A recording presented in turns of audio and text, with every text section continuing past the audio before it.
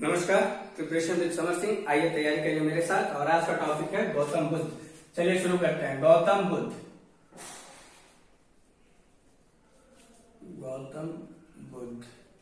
अच्छा, इनका जो जन्म होता है वो 563 ईसा पूर्व। 563 ईसा पूर्व। अच्छा, ईसा पूर्व क्या होता है चलिए बता देते हैं। ये मान लीजिए कि टाइमलाइन है, बीच का समय, ये जो समय है ये जीसस क्रिस्ट का जन्म का समय है। ठीक है, इसके जो पहले होता है इसको बीसी कहते हैं। बीसी मतलब ईसा पूर्व। ठीक है, और एडी का मतलब होता है ईसवी। ठीक है, बीसी का full form before Christ. Before Christ मतलब जीसस क्रिस्ट के जन्म से पहले। और एडी जो होता है ये एक लैटिन वर्ड है। लैटिन वर्ड है, इसका फुल फॉर्म होता है एनो डोमिनी। एनो डोमिनी, इसका मतलब होता है in the year of our lord. In the year of our lord, सीधा मतलब ये कि इनके जन्म के बाद। तो जीसस क्रिस्ट के जन्म का कितना समय हो गया? 2021 वर्ष। ठीक है, आगे चलते हैं। जन्म होता है 563 ईसा पूर्व नेपाल के तराई क्षेत्र में। नेपाल के तराई क्षेत्र में कपिलवस्तु के समीप। कपिलवस्तु के समीप लुम्बिनी ग्राम में इनका जन्म होता है। और ये याद रखिएगा, शाक्य क्षत्रिय कुल में। शाक्य क्षत्रिय कुल में इनका जन्म होता है, इसीलिए इनको शाक्य मुनि भी कहा जाता है। शाक्य मुनि भी कहा जाता है। ठीक है, ये चीज क्लियर हो गई। आगे चलते हैं। इनके जो बचपन का नाम रहता है ना, इनके बचपन का नाम रहता है सिद्धार्थ। सिद्धार्थ, ये इनके बचपन का नाम है। इनके जो पिता रहते हैं इनका नाम है शुद्धोधन। शुद्धोधन, ये राजकुमार रहते हैं। ठीक है, शुद्धोधन। इनकी जो माता है इनका नाम है महामाया। महामाया। महामाया, इनकी क्या कहानी है कि जब इनका जन्म होता है, गौतम बुद्ध यानी सिद्धार्थ का जब जन्म होता है तो उसके एक हफ्ते बाद यानी 7वें दिन इनकी मृत्यु हो जाती है। क्या हो जाती है? मृत्यु हो जाती है। तो इनके मृत्यु के बाद इनका जो पालन पोषण ये इनकी मौसी द्वारा किया जाता है। उनका नाम क्या रहता है? प्रजापति गौतमी। प्रजापति गौतमी द्वारा किया जाता है इनका पालन पोषण। इनकी साली लगेंगी, शुद्धोधन जी की साली लगेंगी, तो इन्हीं से शादी कर लेते हैं, ये पालन पोषण करती है। ठीक है, आगे चले तो 16 वर्ष की आयु में इनकी शादी हो जाती है। किससे? यशोधरा नामक राजकुमारी से। यशोधरा नामक राजकुमारी से इनकी शादी हो जाती है। यशोधरा नामक राजकुमारी से इनकी शादी हो जाती है 16 वर्ष की उम्र में। इसके बाद 27 वर्ष की उम्र में इनका जो है वैराग्य उत्पन्न हो जाता है कि मैं घर छोड़ दूंगा ज्ञान की प्राप्ति के चक्कर में, जो भी है। तो 28 वर्ष की आयु में इनको एक पुत्र की प्राप्ति हो जाती है। 28 वर्ष की आयु में पुत्र की प्राप्ति हो जाती है। उसका नाम क्या रखते हैं? राहुल। इसका नाम क्या रखते हैं? राहुल। इसी की वजह से ये 28 वर्ष की उम्र में गृह त्याग नहीं करते हैं। 29 वर्ष की आयु में ये गृह त्याग कर देते हैं। गृह त्याग। अच्छा, गृह त्याग की घटना को क्या करते हैं? महाभिनिष्क्रमण। ये अभी लिखवा देंगे, ये भी जरूरी है, पूछता है। 29 वर्ष की आयु में इनका गृह त्याग हो जाता है। उसके बाद यहाँ से चले जाते हैं सारनाथ। अपने मित्रों के साथ वहां पर गहन तपस्या करते हैं ज्ञान की प्राप्ति के चक्कर में, लेकिन वहां नहीं हो पाता है। 6 साल बाद, यहाँ से 6 साल बाद यानी 35 वर्ष की उम्र में ये चले जाते हैं बौद्ध गया बिहार। यहाँ पे उरुवेला नामक स्थान पे फल्गु नदी के किनारे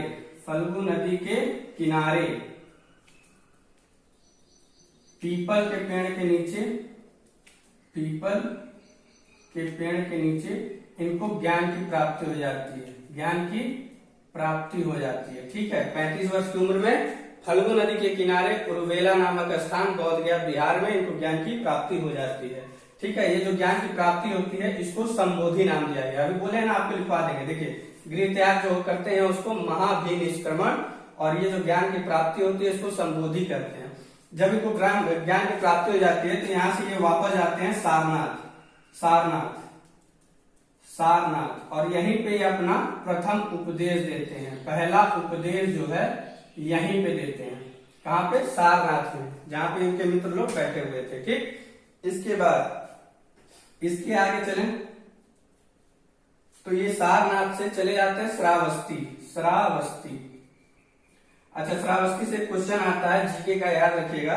यूपी का सबसे अनपढ़ जिला या बैकवर्ड कह लें तो श्रावस्ती है। आज भी यहाँ जंगल है, पहाड़, वो मतलब टीले वगैरह मिलेंगे। यहीं पर इनकी मुलाकात किससे होती है? अंगुलमाल डाकू से। अंगुलमाल डाकू आज भी यहाँ जाएंगे तो अंगुलमाल डाकू का गुफा मौजूद है और गौतम बुद्ध का मंदिर भी यहाँ पर बना हुआ है। एक और चीज, एक गोबर पात्रा है, तो वो डिबेट में कहता है कि गौतम बुद्ध जो है 10वें अवतार है। तो इस पे जो है कि एंकर उसको रोक देता है। जो भी है ये गलत है। ये माना जाता है कि गौतम बुद्ध जो है ये 9वें अवतार हैं भगवान विष्णु के। ठीक है, इतनी चीजें हो गई। आइए आगे चलते हैं। यहाँ पे हम ये जानेंगे कि जब ये ज्ञान प्राप्ति के लिए घर से निकलते हैं तो ये दो लोगों से ज्ञान लेते हैं। एक सांख्य दर्शन की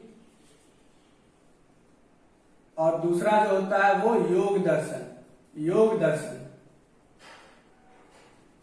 ये दो चीजों का ये ज्ञान लेते हैं इनके गुरु। मतलब किससे लेते हैं? तो ये लेते हैं अलार कलाम से। अलार कलाम। और योग दर्शन जो है ये रुद्रक राम से। रुद्रक राम, ये याद रखिएगा, ये पूछता है। ठीक है, इन लोगों से ये ज्ञान तो लेते हैं, मतलब इसकी शिक्षा लेते हैं, लेकिन असल में सांख्य दर्शन किसने लिखा है? तो महर्षि कपिल ने। महर्षि कपिल ये इनके रचयिता हैं। और योग दर्शन की बात करें तो कौन है? बाबा रामदेव।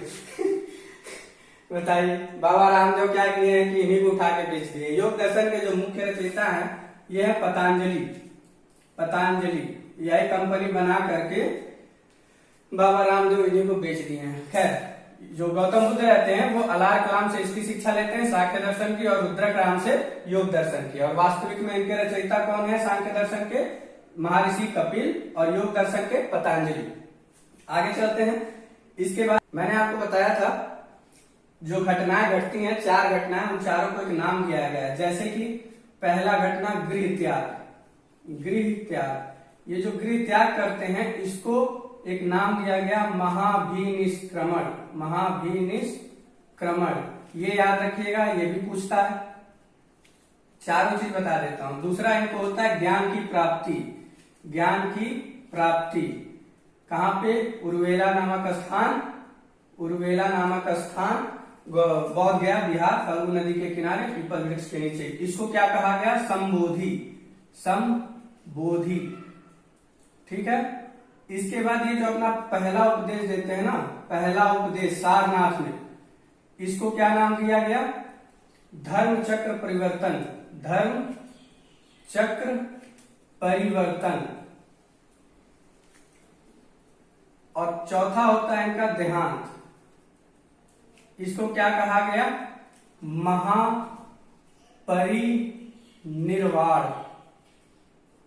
महापरिनिर्वाण। ये होता है इनके देहांत की घटना का नाम। ये 4 चीजें याद रखिएगा। ठीक है, इनका देहांत कहाँ होता है? तो इनका देहांत होता है यूपी के कुशीनगर जिले में। कब होता है? 483 ईसा पूर्व। कितने वर्ष में? 80 वर्ष की आयु में। 80 वर्ष की आयु में इनकी मृत्यु हो जाती है। ठीक है, ये हो गया इनका देहांत का घटना। इतनी चीजें हो गई। इसके बाद बात करते हैं बौद्ध धर्म ग्रंथों की। बौद्ध धर्म ग्रंथ। तो एक याद रखिएगा जो मैक्सिमम पूछता है, खुदक निकाय। इसमें क्या है? जातक कथाएं हैं। जातक कथाएं किससे रिलेटेड? महात्मा बुद्ध से रिलेटेड जातक कथाओं का इसमें वर्णन है। ठीक है, एक ये पूछ लेता है। और मुख्य जो होता है कि त्रिपीठिका है। क्या है? त्रिपीठक। त्रिपिटक। इन त्रिपिटक का नाम क्या है? तो पहला है विनय पिटक, दूसरा है सुत्त पिटक और तीसरा है अभिधम पिटक। ये चीजें हो गई। ये धर्म ग्रंथ है। खदक निकाय याद रखिए, खुदक निकाय, और ये त्रिपीठिका का नाम याद रखिएगा, विनय पीठिका, सूत पीठिका और अभिधम पीठिका। ये 3 इनके धर्म ग्रंथ है। ये चीज बता दी, डेथ बता दिया। इसके अलावा बौद्ध संगति जो होती है, बौद्ध संगति मतलब एक प्रकार का सत्संग कह लीजिए, या फिर मुसलमानों में जो मरकज होता है धर्म के प्रचार प्रसार के लिए, बौद्ध संगति। अच्छा, ये देख लीजिए 483 ईसा पूर्व में इनकी मृत्यु होती है। ठीक है, कहां पर? कुशीनगर में, कुशीनगर। अच्छा, ये याद रखिएगा, एक करंट का क्वेश्चन है कि कुशीनगर में अभी हाल ही में भारत का पहला ट्रांसजेंडर यूनिवर्सिटी खुली है। ट्रांसजेंडर यानी किन्नरों के लिए, मुख्य शुद्ध भाषा में किन्नरों के लिए एक अलग से यूनिवर्सिटी खुली है। भारत का पहला ट्रांसजेंडर यूनिवर्सिटी है, जो कहाँ खुली है? कुशीनगर में। अच्छा, ये क्यों बता रहे हैं? क्योंकि यही वो तारीख है, मतलब यही वो डेट है जिसमें पहली बौद्ध संगति होती है। 4 होती है, पहली, दूसरी, तीसरी, चौथी। पहली जो होती है ये 483 ईसा पूर्व में होती है, 483 ईसा पूर्व। ठीक है, कहाँ होती है? तो ये होती है सप्तपड़ी गुफा। ये कहां पर है? राजगृह, बिहार। अच्छा, ये राजगृह जो है ये पहले उस समय राजधानी रहती है। पूरा डिटेल जानने के लिए ऐसे जान लीजिए कि हर्यक वंश, शिशुनाग वंश, फिर नंद वंश, फिर मौर्य वंश। ठीक है, ऐसे करके सारे वंश हैं। तो इनके जो राजा रहते हैं, जो ये करवाते हैं, उस राजा का नाम रहता है अजातशत्रु। ये किस वंश से रहते हैं? हर्यक वंश। ठीक है, और इसके जो अध्यक्ष रहते हैं, पहली संगति के जो अध्यक्ष रहते हैं, उनका क्या नाम रहता है? महाकश्यप। ये याद रखिएगा, ये अध्यक्ष रहते हैं। राजा कौन रहता है? अजातशत्रु, हर्यक वंश का। कहां पर होता है? सप्तपड़ी गुफा, राजगृह, बिहार में। पहला कब होता है? 483 ईसा पूर्व में। दूसरे बौद्ध संगति की बात करें तो 383 ईसा पूर्व में। ये कहां होता है? तो ये याद रखिएगा, चुल्लबग। ये कहां पर है? तो ये जो है मगध, एक सुने होंगे, बिहार जो है, बिहार में पहले ये सब राज्य था। मगध, वैशाली, पाटलिपुत्र राजधानी रही है, वही पटना है आज के समय पर। बहुत सारी चीजें हैं, वो वंश की डिटेल में जब बताएंगे तो बता देंगे। तो ये जो चुल्लबग है ये वैशाली में है, बिहार, ये भी बिहार में। इस समय राजा कौन रहता है? तो काला शोक। ये किस वंश से रहते हैं? तो शिशुनाग वंश।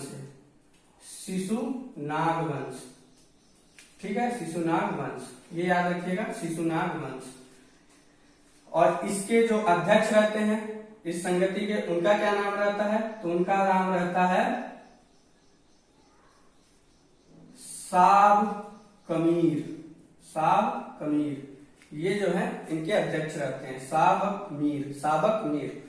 इसके बाद आगे बात करें तो तीसरी जो बौद्ध संगति होती है वो 250 ईसा पूर्व में होती है, 250 ईसा पूर्व। ये कहाँ होती है? तो अभी बताया, पाटलिपुत्रा। ये भी कहाँ है? बिहार। इस समय राजा कौन रहता है? तो इस समय जो इनके राजा रहते हैं सम्राट अशोक। किस वंश से? मौर्य वंश। अच्छा, ये याद रखिएगा, सम्राट अशोक जो है ये बौद्ध के बहुत बड़े अनुयायी थे। इतना दान पुण्य करते हैं और ये अहिंसक भी हो जाते हैं। कलिंग का जब युद्ध होता है तो कलिंग के युद्ध में नरसंहार देखते हैं, जो भी है डाइवर्ट हो जाते हैं और बौद्ध के ये फॉलोअर हो जाते हैं, बहुत ज्यादा उनको फॉलो करने लगते हैं। उस समय इसके अध्यक्ष कौन रहते हैं? तो मोगली पुत्र